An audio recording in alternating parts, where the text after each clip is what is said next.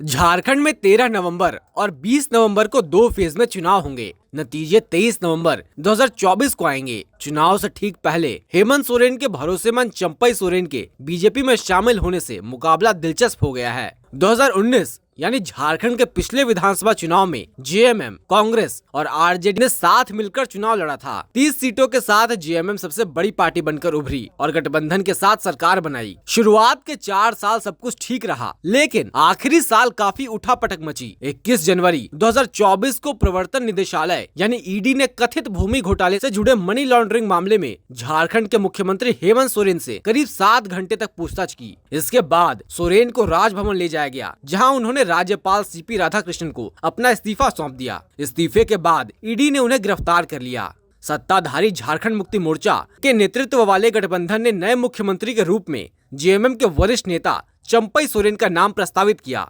सत्ताधारी दल ने कुल 47 विधायकों के समर्थन का पत्र राज्यपाल को सौंपा। राज्य में सरकार बनाने के लिए 81 सदस्यों की विधानसभा में 41 विधायकों का समर्थन चाहिए। 2 फरवरी 2024 को चंपई सोरेन ने सीएम पद की शपथ ली। हेमंत सोरेन जमानत मिलने के बाद 28 जून को रांची की बिरसा मुंडा जेल से बाहर आ गए। हेमंत की पत्नी कल्पना सोरेन भी उन्हें लेने के लिए जेल पहुंची थीं। जेल से निकलने के बाद हेमंत सोरेन ने कहा कि मुझे झूठे आरोपों में 5 महीने तक जेल के अंदर रखा गया। झारखंड के लोगों के लिए 5 महीने बहुत कठिन थे। जेल से छूटने के 145 घंटों के बाद ही उन्होंने दोबारा झारखंड के मुख्यमंत्री पद की शपथ ले ली। झारखंड में महज 4 महीने बाद चुनाव होने थे। मीडिया रिपोर्ट्स के मुताबिक चंपई सोरेन इस्तीफा नहीं देना चाहते थे। झारखंड के सीएम पद से हटाए जाने के बाद चंपई सोरेन ने बीजेपी का दामन थाम लिया। चंपई संथाल जनजाति से आते हैं। इस समुदाय के साथ अन्य आदिवासी जातियों पर भी उनकी तगड़ी पकड़ है। वो आदिवासी बहुल कुल्हान के बड़े नेता हैं। उन्हें कुल्हान टाइगर नाम से भी जाना जाता है। इस इलाके में कुल 14 विधानसभा की सीटें हैं। 2019 के चुनाव में जेएमएम ने यहाँ 11 सीटों पर जीत हासिल की थी। 2 सीटें कांग्रेस और 1 निर्दलीय को मिली थी। अब मुकाबला रोचक होगा क्योंकि चंपई सोरेन बीजेपी के साथ हैं। राजनीतिक विश्लेषक कहते हैं कि कुल्हान में चंपई सोरेन जेएमएम के बूते पहले राजनीति करते थे।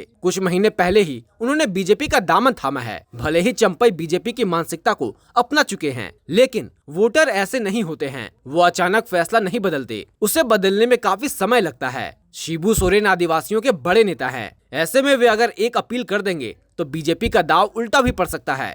लोकसभा चुनाव में भी बीजेपी को आदिवासी वोट नहीं मिले थे। इस कारण झारखंड विधानसभा चुनाव में भी संशय बरकरार रहेगा कि आदिवासी बीजेपी की तरफ झुकता है या नहीं। हरियाणा के चुनाव हारने का इंडिया गठबंधन पर असर पड़ा है। सबसे ज्यादा दबाव में कांग्रेस है। रिपोर्ट से मुताबिक हेमंत सोरेन ने साफ कर दिया है कि वह 49 सीटों पर चुनाव लड़ना चाहते हैं। बची 32 सीटों पर कांग्रेस, आरजेडी व अन्य सहयोगी पार्टियों को कॉम्प्रोमाइज करना पड़ेगा। पिछले चुनाव में कांग्रेस अकेले 31 सीटों पर चुनाव लड़ी थी। उसे 16 सीटों पर जीत मिली थी। वहीं आरजेडी 7 सीटों पर चुनाव लड़ी थी, लेकिन उसे 1 ही सीट पर जीत मिली थी। अगर सीट बंटवारे पर समझौता नहीं हुआ तो हो सकता है कि जेएमएम अकेले भी चुनाव लड़ ले। राजनीतिक विश्लेषक कहते हैं कि हरियाणा की हार के बाद कांग्रेस को इतनी सीटें नहीं मिलेंगी जितने उसे पिछली बार मिली थी। अगर इंडिया गठबंधन में जेएमएम को बनाए रखना है तो कांग्रेस को हेमंत सोरेन की बात माननी पड़ेगी। अगर कांग्रेस नहीं मानती है तो उसे ही नुकसान उठाना पड़ेगा, जैसे उसे हरियाणा में उठाना पड़ा है।